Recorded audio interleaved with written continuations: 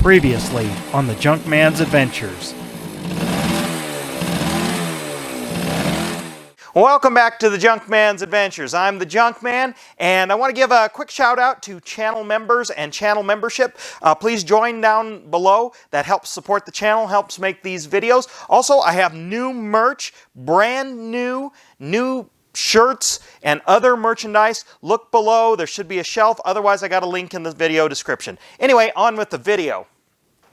You've seen this, you saw it run in the last video, but you noticed I was running it on a temporary little fuel tank because this one had a lot of old gas in it and we need to clean it out. There's a little bit of rust in there, plus I want to shine it up. We're not going to repaint this one. There are blemishes, but I like it. It gives it some patina, but I want to show you how to kind of shine it up and make it look its best without doing a full paint job on it.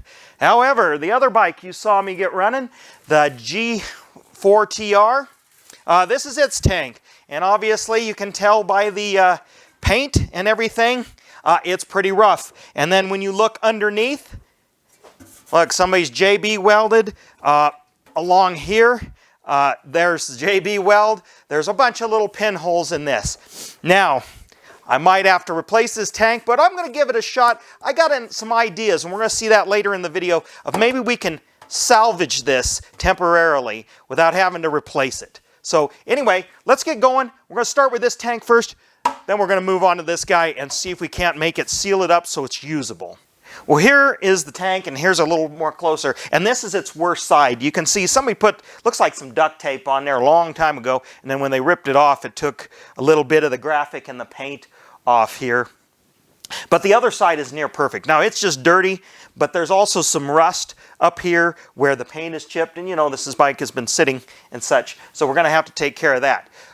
One of the products I'm going to use is Evapo-Rust, and if you're in the vintage world, you know this product. There's other ones out there by other brands and such. Not sponsored by any of this stuff. This is just what I've preferred to use, and reusable for a lot of times until its effectiveness kind of wears off. I got a couple of gallons of this. We're going to fill it clear to the brim and let it sit pretty much overnight to neutralize the rust in this tank. I don't think I'm going to have to line it because it was full of, well, half full of fuel, as you saw in the last video.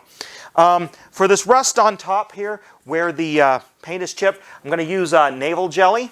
Use this in other applications to neutralize that rust and take it off. And then I might put a clear coat on just to prevent that. But in the meantime, we're going to use a product like this Dry Coat Rust Preventative. Now, this is kind of a temporary thing. It doesn't last forever, but it's good for a long time to keep flash rusting down. So anyway, let's get to it, cleaning this up and see how good just the paint looks before we even do any rust repair.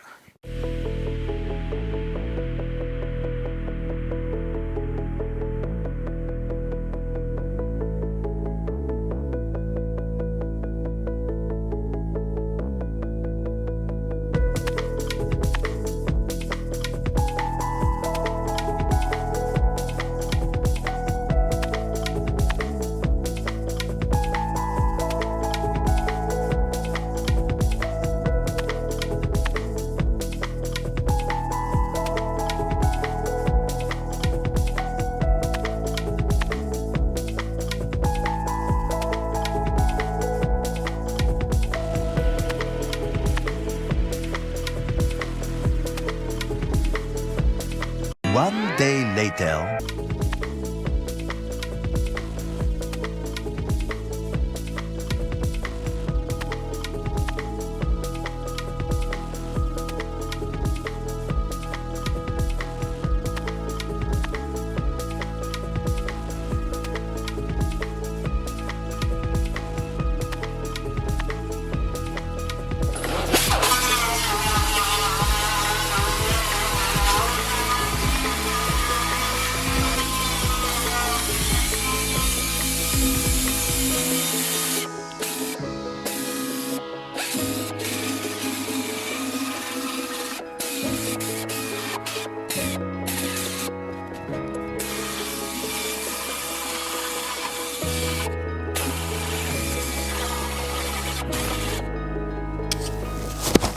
All right, That was a messy job, got done with it. What I wanted to do is sand down what somebody had already put on here, kind of a spreadable filler of some sort to seal up those pinholes. And it was falling off in some of these pinholes that are along this bottom edge here, and I can see right through there. Some of it filled up. They didn't do a half bad job, but it wasn't adhering. It was done probably a long time ago, and they never finished the job. Well, I'm going to do try a kind of similar repair, actually, because this tank is in such great shape, as in it has no dents, no other blemishes other than it's just sat outside and is, of course, rusty inside. But before I can even fill it up with the rust soak, I got to fill the pinholes, and I'm going to use this product here. It's a Loctite EA3472. It's a steel-filled castable epoxy resin. Now, I've never used it in this context, but I've used a little bit of it to repair gouges and things and shafts, because it's machinable just like steel, and bearing surfaces and things like that. But I think if I use it to fill it down, and then I can, of course, sand it down, almost like a epoxy bondo, if you will, but then at least get these holes filled enough so then this tank is going to have to be lined. I don't like to line fuel tanks if I don't have to, but in this case, I want to try and save this thing because, like I said, it's in such good shape. I'm not out anything because it was so damaged, unlike the other tank where we're trying to save the patina and save the original paint because it's not that bad. This one, we're not out anything if for some reason this doesn't work. So I'm going to give it a shot here, and we'll mix this up, and you'll see how it works.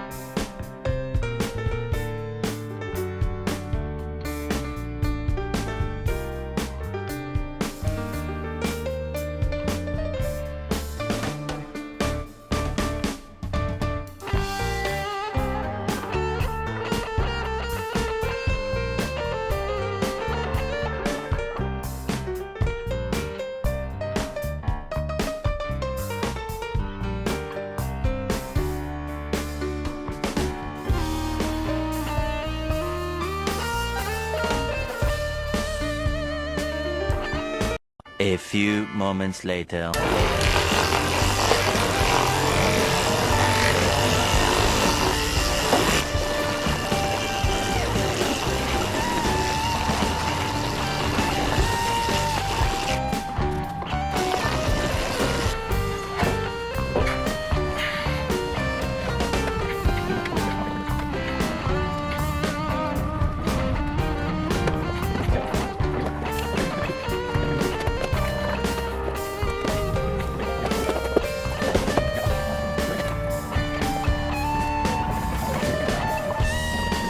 Well, would you look at that? After some hand polishing and machine polishing, look at how shiny that is, especially this side where the graphic is still in really good shape. We soaked this part with the rust remover soak as well, and got all that rust removed.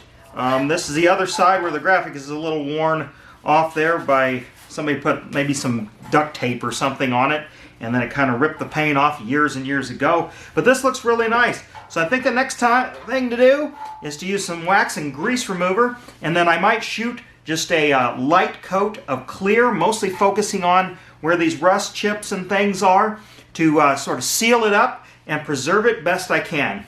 Now I'm going to work on those side covers off camera, and we'll make this bike look as good as it can for a nice little survivor bike. 3 hours later.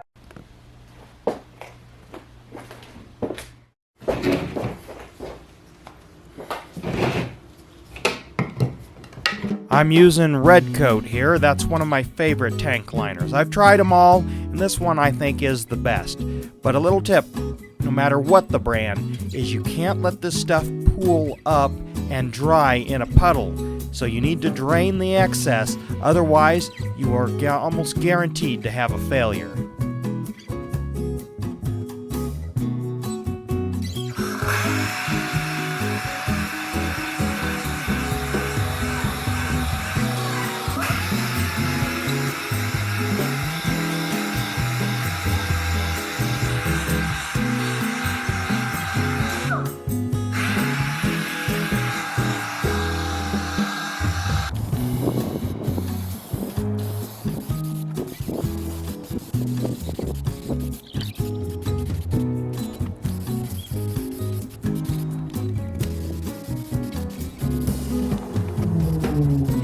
We got one coat of primer on this tank. Now this is Rust-Oleum's Rust Reformer, and what I wanted to do is cover up that bare metal that you saw, and then any potential surface rust that was on there that I didn't get fully cleaned off until we get ready to find the color coat, and then we're going to have to finish this down, make it smooth, and then put the graphics on and the final color coat. Something that I wanted to just experiment. I had some old red laying around, and I spray painted in here white and then put that red down. Now I like it, but I don't think it's the correct red. This is supposed to be a little bit more of a candy color, but not like a custom candy color. So I still need, I'm on the lookout for that correct red color. So I'm going to have to be doing some experiments, some spray outs and stuff to get the right color. But for now, this tank is all sealed up, ready, so we can put it on the bike so we can put gas in it and we can actually ride it around. There's a lot more to do on this bike. Suspension, and then cleaning up some of the other tin work, especially like the oil tank. I got to do the same thing to it as well because it's pretty bad as well, and the little oil sight glass is leaking, so I got to replace that as well. So anyway, get subscribed if you want to see the next video for finishing up the tank and putting the knot, making it look nice and pretty, and also getting some of the suspension done on this bike. And become a channel member. That helps me out.